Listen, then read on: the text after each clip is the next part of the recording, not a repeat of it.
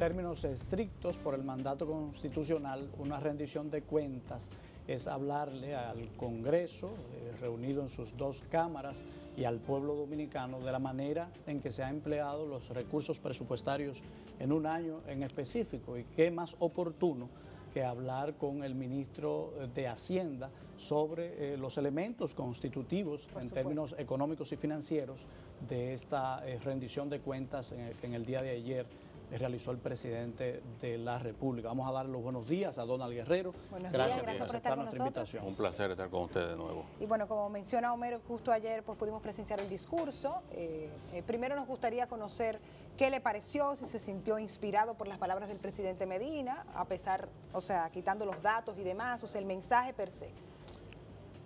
Bueno, es un mensaje que refleja la gran obra de gobierno que viene ejecutando el presidente desde el año 2012.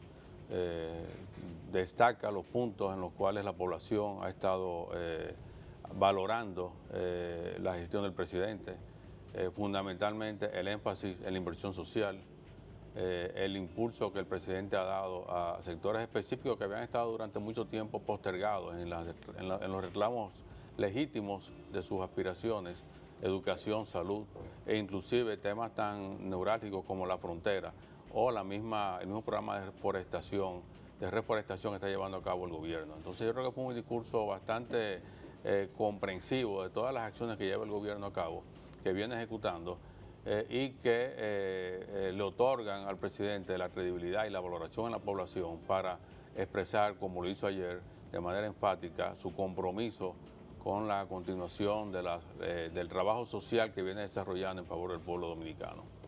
Yo quiero que empecemos por un tema que tocó el presidente, que resaltó, y fue el tema de la transparencia en su administración, que él se ha definido como el presidente que ha gestionado la administración más transparente desde el punto de vista financiero y del gasto público en la historia de la República Dominicana. Y hay una pregunta que especialistas economistas se hacen, y es que no se ha puesto en la red, no se ha divulgado la ejecución presupuestaria del final del año pasado, del 2017.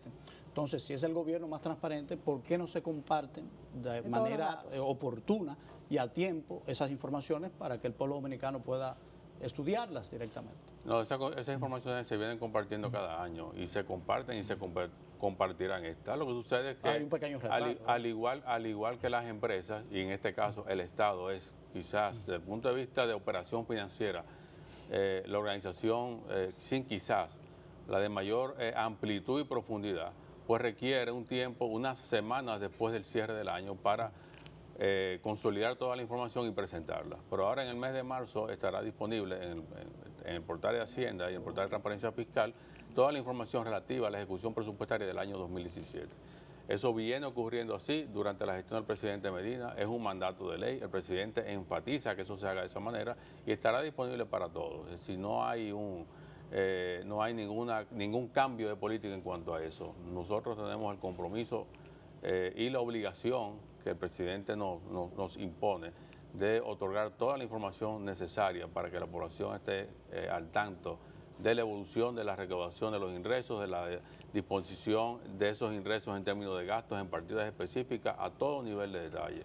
Cuando hablamos de economía, en el discurso el presidente Medina se tomó el tiempo hasta de explicar el término inflación para que la población conociera con detalles qué significaba ese número. Sin embargo, en cuanto a la deuda, que es una preocupación que tiene mucha parte de la población, pero sobre todo los economistas, y que en enero justo vimos que más de un 50% fue destinado de los ingresos al pago de esta deuda, nos hubiese gustado conocer más sobre la situación actual y qué él pensaba sobre el monto que tenemos actualmente. Entonces, ¿qué usted entiende que pasó ahí? No, él se refirió a la buena posición de la República Dominicana como país en los mercados internacionales, que nos permitió en este mismo mes de febrero colocar 40.000 millones de pesos en Nueva York.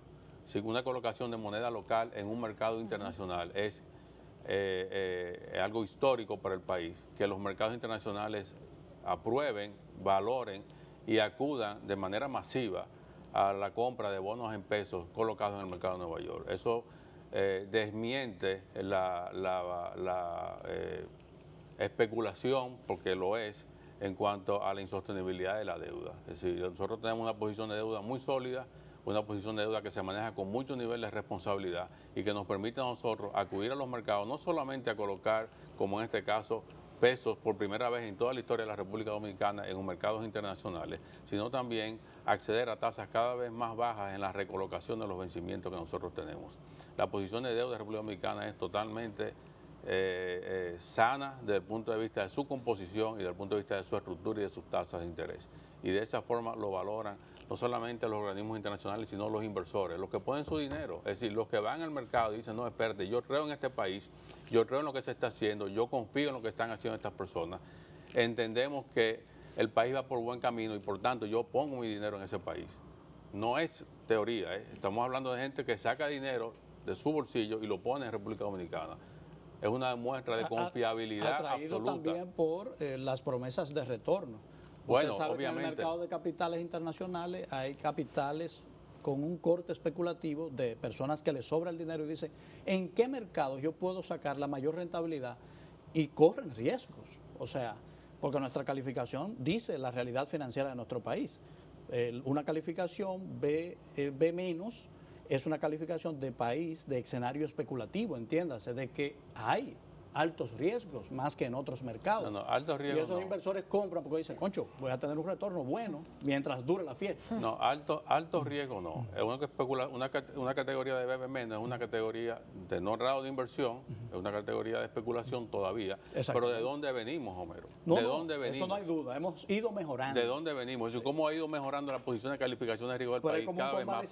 Pero además de eso... Es un convaleciente que todavía no camina fuerte. Sí, pero es un convaleciente que el médico dice, ese convaleciente puede correr. Sí, por eso, aunque es BB menos, le compro bonos en su moneda local. Sí.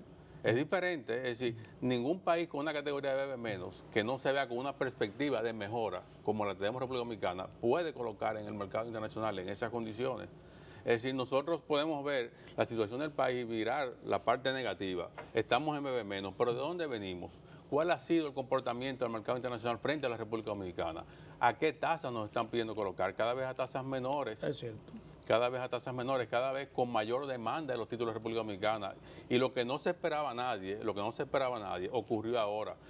País que sin grado de inversión tiene la posibilidad de colocar en mercados internacionales en su moneda local.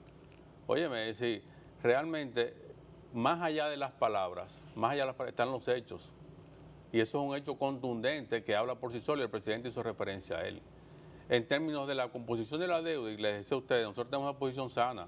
Nosotros tenemos un 25.5% de la deuda en moneda extranjera. El resto son colocaciones en moneda local, en pesos dominicanos.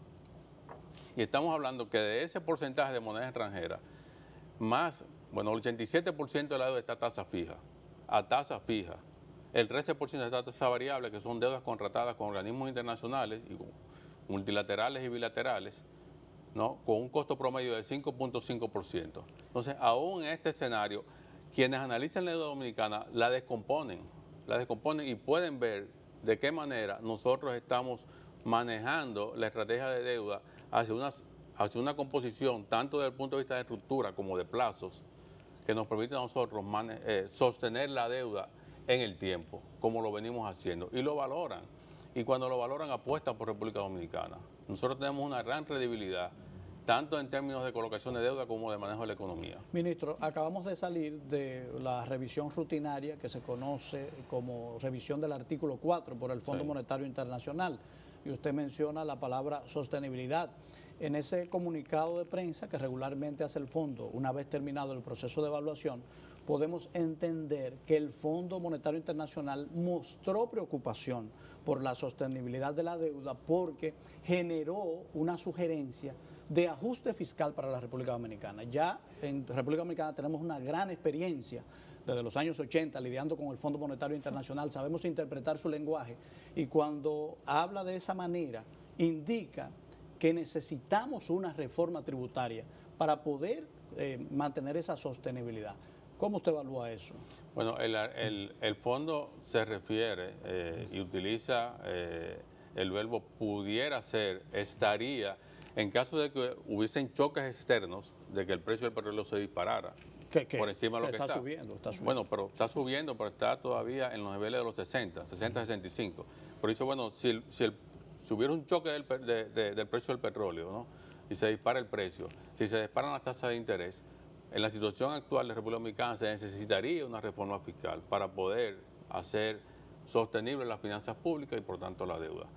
Bueno, es cierto, pero nosotros tenemos un problema que lo hemos señalado antes, tenemos un problema de limitación en la recaudación de los ingresos. Nosotros venimos subiendo de 14.6% de presión fiscal en el año 2016 a 15.1 en el 2017 y para este año estamos proyectando 15.6. Todavía estamos muy por debajo del promedio de América Latina, que es 23.3%. ¿Dónde estamos nosotros fallando? No es en el nivel de la deuda, es en el nivel de los ingresos. Es que nosotros tenemos una capacidad de recaudación que ha sido disminuida en el tiempo y que a pesar de que tenemos tasas muy altas... Hemos tenido en los últimos 19 años 18 reformas bajo ese mismo argumento de que el dinero no es suficiente. Y entonces yo que he asistido como generador de opinión pública a todas esas reformas, a las discusiones y debates que ha generado todas esas reformas, me pregunto cuántas reformas son necesarias en la República Dominicana para que algún día me digan que los ingresos son suficientes. Yo recuerdo un presupuesto, el último de Balaguer, 26.000 millones, y hoy andamos por 865.000 millones, una cifra gigantesca, y no es suficiente. Lo que sucede es que esas reformas también han llevado de la mano posteriores contrarreformas, vía incentivos, vía exenciones, que han mermado la capacidad de recaudación del Estado. Esa es la realidad. Y si nosotros tenemos tasas altas, producto de esas reformas, tenemos un 18% de ITEVI, un 27 y un 25% de impuestos sobre la renta, personas físicas, personas jurídicas, pero tenemos evasión exageradamente alta, en el caso del ITEVI de un 42%, en el caso de los impuestos sobre la renta y sobre personas físicas, 54, 56%, y sobre eso estamos trabajando. Sobre eso estamos trabajando de manera coordinada. Ahí te ha mencionado algo clave, que realmente el problema es de eficiencia y efectividad administrativa. Sí, lo es. Porque la estructura impositiva está.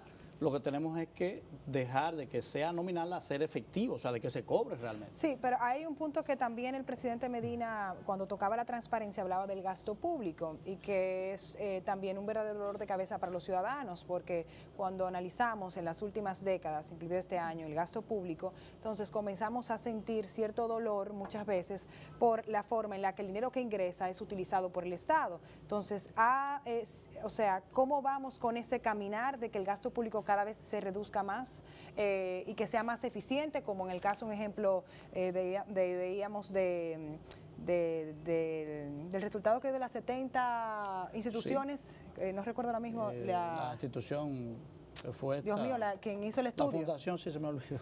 Bueno, Oxfam, sí. Oxfam, exacto, perdone. Esa dijo de esas 70 instituciones que pueden ser eliminadas porque al final están duplicando funciones. Entonces, ¿cómo vamos con esas decisiones de parte del Estado? Bueno, mire, en términos de gasto nosotros podemos presentar hechos reales en términos de calidad de gasto público, como se estaba utilizando en este periodo de gobierno del presidente Medina. Y usted lo tiene que ver en términos de los sectores que han estado recibiendo la mayor cantidad de recursos de parte del Estado. Del gasto primario, el 58%, el 59% está yendo a servicios sociales, educación, salud, pensiones y asistencia social. Pero que está ahí, es decir, no es... Usted va hoy al sistema educativo nacional y hay más de 1.200.000 jóvenes, niños, estudiando en tanda extendida, que antes reciben 2 horas y media de clase, hoy reciben 8 horas de clase. 1.800.000 con asistencia alimenticia en las escuelas. Eso es un número que hace 4 años esos niños estaban en su casa después de 2 horas y media, sin comer. Hoy reciben desayuno, almuerzo, merienda, uniformes, libros, atención médica, y eso cuesta. Eso es producto de la aplicación del 4% a la educación, que era un compromiso que estaba en la ley, pero no se había estado ejecutando hasta que el presidente Medina asumió el poder en el año 2012. Y a partir del 2013 se ve el cambio en la inversión social. Pero eso es educación. En el área de salud, el presupuesto de salud ha aumentado más de un 58% del año 2012 al 2016. Ha habido aumento a los médicos, ha habido aumento de las enfermeras, ha habido mayor inversión en medicamentos, tanto en medicamentos esenciales como en medicamentos de alto costo. Hay un plan masivo de recuperación de las infraestructuras hospitalarias en todo el país, tanto con los hospitales existentes como la creación. Pero que va muy lenta, muy lenta por falta de recursos precisamente. No se le han inyectado los recursos necesarios para poder concluirlo. Cuando sí vemos que hay recursos para otras obras que no determinan la vida o no de un ser humano. No, el plan de inversión está fluyendo en la medida en que los ingenieros están ejecutando las obras. Hay obras que requieren una inversión mayor, como el Hospital Luis Aybar, el presidente hizo mención ayer, y hay otras que se van ejecutando en un periodo más breve. Pero ya hay avances y este año los 56 hospitales que se abordaron para fines de remodelación van a estar concluidos. Sí, el año 2018 es un año de gran trascendencia en términos de terminación de obras, por la cantidad de escuelas y la cantidad de hospitales que van a estar concluidos. Por ejemplo, permítame recordar un hecho que llamó mucho la atención, porque un presupuesto que ya se había ejecutado fue reformulado a final del 2017. Se sometió una ley de reforma a ese presupuesto por un monto de 29.000 millones de pesos, creo, que era una manera como de oficializar un gasto que había hecho el gobierno que no había estado cubierto por el presupuesto. Tengo entendido que el mayor porcentaje de esos recursos fueron destinados a financiar la construcción de Punta Catalina. Entonces nos sorprende que el gobierno haga ese esfuerzo hasta llegar a reformular un presupuesto en el mes de diciembre y no haga ese esfuerzo para los hospitales, porque cuando vamos a los números que ustedes publican, vemos que Punta Catalina versus el presupuesto de esos hospitales es ínfimo. O sea, no se ha hecho un esfuerzo. Y hospitales que tienen más de 2 años en el proceso de reformación y que ha demostrado a través de muchos casos que están llevándose a la justicia por el tema de los rebotes, porque las clínicas ni siquiera dan abasto, que es una necesidad, o sea, inminente. Bueno, nosotros quisiéramos que los hospitales ya estuviesen listos. Y nosotros también. Esa es la realidad. Pero las cosas a veces toman más tiempo de lo que se prevé. Porque hay hospitales que se intervienen y la condición de la estructura no se revela y ustedes... Todos lo sabemos, y a veces remodelar algo cuesta más tiempo que construirlo de cero. Tú intervienes en una estructura y luego te vas encontrando con cosas que van alargando el proceso, y con la ley de compras y contrataciones, cualquier modificación que exceda el 25% tiene a su vez un proceso administrativo más alargado. En el caso de Punta Catalina es una obra que se licitó, que se construye desde cero y que tiene unos cronogramas de ejecución y unos cronogramas de desembolso. Pero que nos tomó por sorpresa, porque los términos de la licitación decían que estos constructores deberían aportar todo el capital, o sea, que tenían que venir con su financiamiento. No, no es cierto. Eso fue lo original. Yo pensaba eso, pero yo leí el contrato y realmente... fue que fue cambiado entonces, porque cuando se hizo la licitación, uno de los requisitos era que todos tenían que venir con su pan financiero debajo del brazo. Pero lo que se firmó... Y se sacó empresas que no tenían ese pan. Lo que se firmó en el contrato de construcción, que fue el que yo leí, la empresa constructora de buena voluntad podía gestionar financiamiento, pero no tenía la obligación de hacerlo. Y la obligación recae en el Estado. Pero así muchas empresas hubieran podido acometer esa obra, porque la barrera de entrada precisamente era el financiamiento, y sabemos que Odebrecht tenía la ventaja, porque no tenía la ventaja técnica, ya que jamás en su vida había construido una planta, era que su relación con el Banco de Desarrollo de Brasil le permitía decir, yo tengo aquí 1.500 millones de dólares. Y le quitaba justo ese dolor de cabeza al Estado, que era lo que Están ahí los recortes de prensa, están ahí los reportes. Bueno, yo no recuerdo, porque no estuve presente y no era funcionario del Estado. Pero nosotros, como repetimos las cosas tanto, tenemos buena memoria en esos detalles. Lo que sí es que en las licitaciones, y por eso digo, no recuerdo de esa, pero en las licitaciones ya en República Dominicana, luego de la Ley de Crédito Público, no se pueden hacer licitaciones atando la concesión de la obra al financiamiento. Porque con ese mecanismo pasaba eso, que se excluían participantes porque no tenían el financiamiento. La gestión de financiamiento es una gestión del Estado Dominicano, que se licita.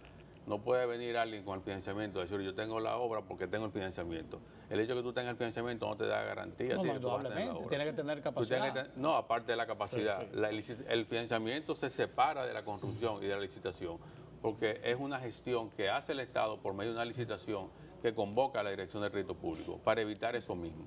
Pero entonces estos hospitales no están terminados no por falta de presupuesto, sino porque a nivel logístico no se ha podido. Bueno, por diferentes razones. Lo importante es que este año esos hospitales van a estar terminados. Bueno, hay diferentes razones. Depende del hospital, tendrá su razón. Pero obviamente es prioridad del gobierno y por eso asumió el compromiso de terminar los hospitales y de inyectar los recursos necesarios para que se concluyan los hospitales. Me gustaría No solamente los hospitales que requerían remodelación, sino también los centros de atención primaria que no existían y los hospitales nuevos, como anunció el presidente ayer, como el de San Francisco de Macorís y el de Bonao. Vemos mucha efectividad en las obras de infraestructura que emprende el Ministerio de Obras Públicas.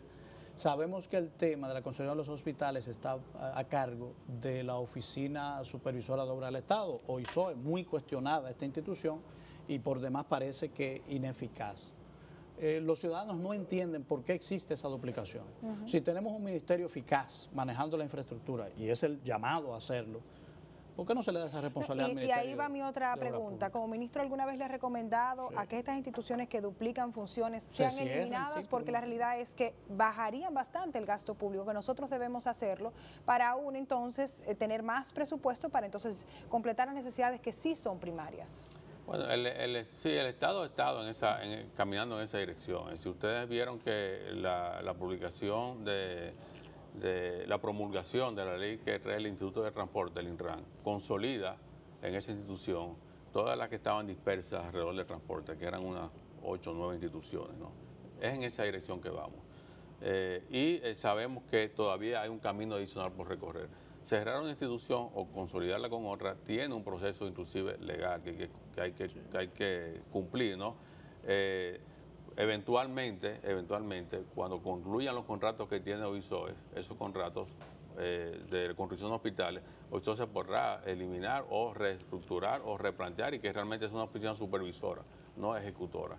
Pero eso es un proceso hacia el cual en un momento debemos llegar. ¿Sí? Nosotros sabemos que hay posibilidades de eficiencias mayores que alcanzar en el Estado, que no son necesariamente las que algunas personas dicen porque hay funciones que se tienen que reproducir. Usted transfiere la responsabilidad de OISOE a Obras Públicas y tiene que llevarse el departamento que maneja hospitales, porque Obras Públicas nunca ha hecho hospitales. Entonces todo ese equipo humano y toda esa estructura de personal que tiene OISOE para manejar hospitales se reproduciría, entonces el ahorro no sería el 100% de lo que está allá, sino una parte. Que bueno, es bueno una parte. Sí, claro, definitivamente. Con una parte nos conformamos.